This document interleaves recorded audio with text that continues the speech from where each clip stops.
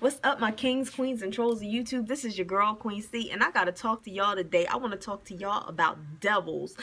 I'm talking about devils. I'm not talking about them red characters with the horns and the hoof feet and the crazy wings behind them and stuff. No, I'm talking about devils that look like us, the ones that come in human form, because it's a lot of them out there. And I gotta tell y'all this because this is so crazy to me. It's funny. It's not funny. It's crazy. It's just craziness, pure craziness. Anyway, let me get right into it. So a long time ago, I was going through a lot in my life, and I come from a very dysfunctional family on both ends, and basically, I was trying to just get my life together to be a better person. So I had sought out some counseling, and because I needed to talk about a lot of different things, because it was things coming at me every which way. And by the way, there is no shame in seeking help and getting counseling. I'm telling you that right now. I'm open and honest with you guys. If you have to pay for somebody, or if you have pastors that you can utilize that can help counsel you,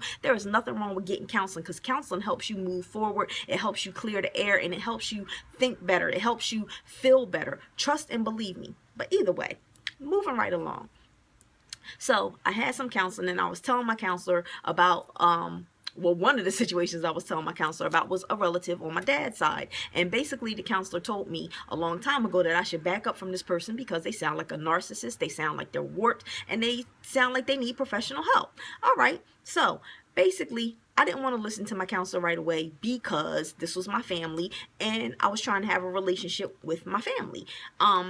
But either way, it got to the point to where it started stressing me out. I was getting anxiety.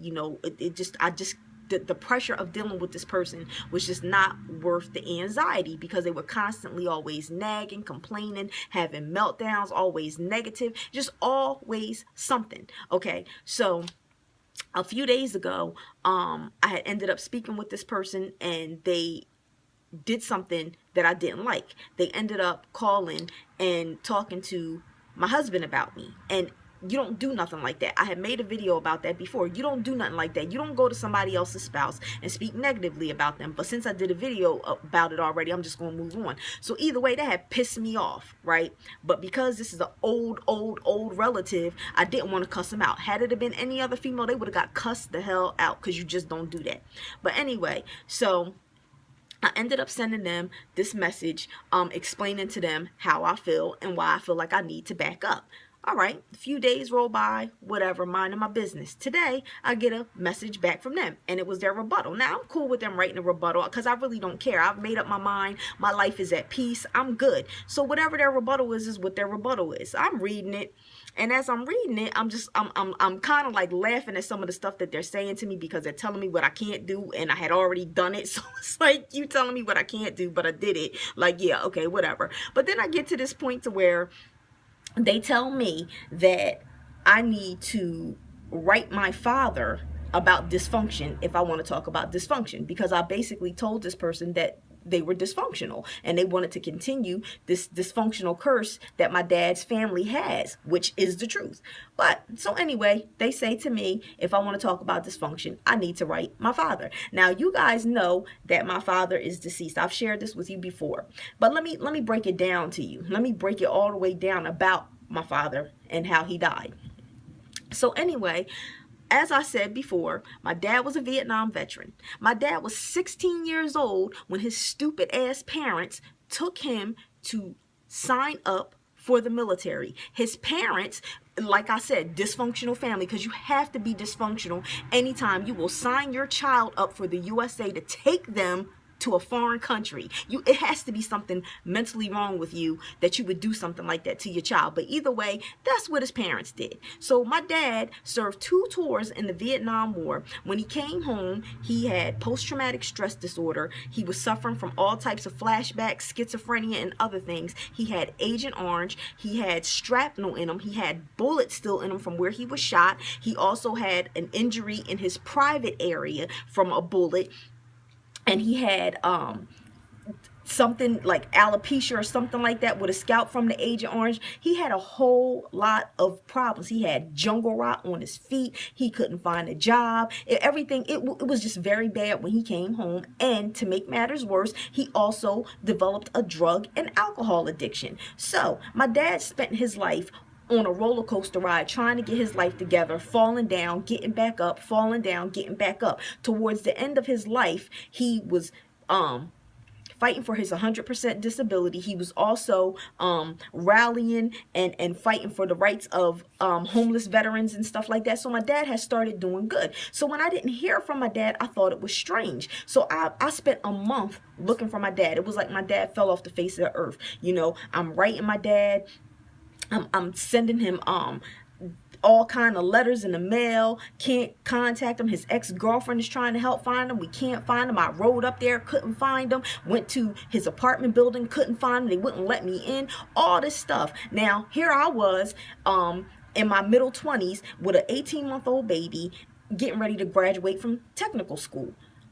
I wanted my dad to come to my graduation. I wanted my dad to be proud of me. I'm not getting no response back, none whatsoever. I'm calling numbers, they're disconnected. So I'm like, you know, I'm going crazy. I don't know where my dad is. So the next thing I know, on Father's Day, after my dad had been sitting in a morgue, dead to find out for 30 days, this same relative calls me up to tell me that my father is dead. Yes, on Father's Day. So the same person that told me to write my father about dysfunction, if I want to talk about dysfunction, was the same person to call me and tell me that my father was dead on Father's Day. Like I said, a devil. So they sat there, they heard my screams, they heard my cries, they heard me wake my 18-month-old baby up. They heard all of this. They heard all of this. And the crazy part about it was, my dad was found dead, coming from a VA appointment. He passed out because his kidneys started shutting down. He was robbed, and finally when he was taken to the hospital, he was pronounced dead. The police report said he had a phone book on him, and my name was tattooed right across his heart. Why couldn't they call me? So I had to go through this pain of finding out that my dad had been laying in a morgue dead for 30 days while I was looking for him on Father's Day. And the same person that delivered this news to me is the same devil that tells me that I need to write my father about dysfunction. So this is why I want to talk to you guys about devils, because there comes a point in your life where you start doing well. You start doing great things. You see the light at the end of the tunnel. I'm at that point to where I see the light at the end of my tunnel. I am moving forward. I'm doing good. Things are working out for me. And you can't take everybody with you when you are moving forward. You can't take everybody, because everybody's not meant to go with you. When you start, when you have a calling and you start reaching for that calling, everybody's not going to be able to come with you. That's a person that cannot come with me. So they're mad because they have to be left behind. So of course, when people are miserable, they love company. And her way of I guess trying to make me a company to her misery and to pull me left when I'm trying to go right was to tell me to write my dad about dysfunction, even though she knew he was dead. And she thought she hurt me. But really what she did was she didn't hurt my feelings. It just made me look at her differently. It made me look at her as if, she's pathetic. Like, that just made me realize how pathetic and how miserable their life is, because they don't have a husband, they don't have any children, they don't have anything. All they have is people who pretend to be their friend or act like their close family and all that kind. That's all they have. So of course, when you see greatness forming and you can't cling on to it because you're not clinging on to it with a pure heart and a pure spirit, you want to be the devil. You want to say bad things. You want to discourage them. You want to hurt them. But I can't be hurt by those kind of people, because people like that to me become unnecessary people in this world. They don't matter. And you guys out there who have people like this, when you're trying to do good things and nobody wants to see you do good, so they start trying to say things to hurt you, trying to say things to pull you backwards because you're excelling in life, don't pay those kind of people any mind. Leave them to stew in their own juice of misery. Let them boil over in their own misery, because that's all it is. People will say things to try to hurt you, just to discourage you, and to make themselves feel like they matter more than what they do. This person now really does not even matter to me. If you can bring yourself to say something like that to a person, knowing, like I said, that was that how my father died and what happened to him, I don't care about you anymore. Like I could care less about this person. But on the flip side, I know a lot of people out there are dealing with people just like this. I know there's more than one, because it's a sickness. Dysfunction and misery is a sickness, and it affects a whole lot of people. So do not let devils discourage you. Don't let them hurt you. Don't let them make you mad. Don't let them make you do something that will cause you to get in trouble for the rest of your life. Move forward. The best way to tell somebody to kiss your ass is for them to see it rising high in the sky as you're moving forward and leaving them behind. Trust and believe me, your girl Queen C will not steer you wrong. That's it. I just really wanted to vent and share that with you guys today, because people are crazy and they are in denial about needing help. And you know what? Like I said, I saw a counselor. I am not afraid, embarrassed, or ashamed to say I saw a counselor. It would do a whole lot of people a whole lot of good if they sat down and they talked to somebody who could help them realize that they need to fix some things in their life. Anyway, don't forget to email me at queenchrisshonda@gmail.com if you have any questions. Like me on Facebook at the Queen C-Hive. Follow me on Instagram and Twitter at Queen Chrishonda. And most importantly, please don't forget to subscribe. Peace. Oh, by the way, you guys like my nails? Aren't they cute? I just love them. I just got them done a couple days ago. It's chrome nails by the Nail Gallery in Edgewater, New Jersey. Anyway, peace, guys.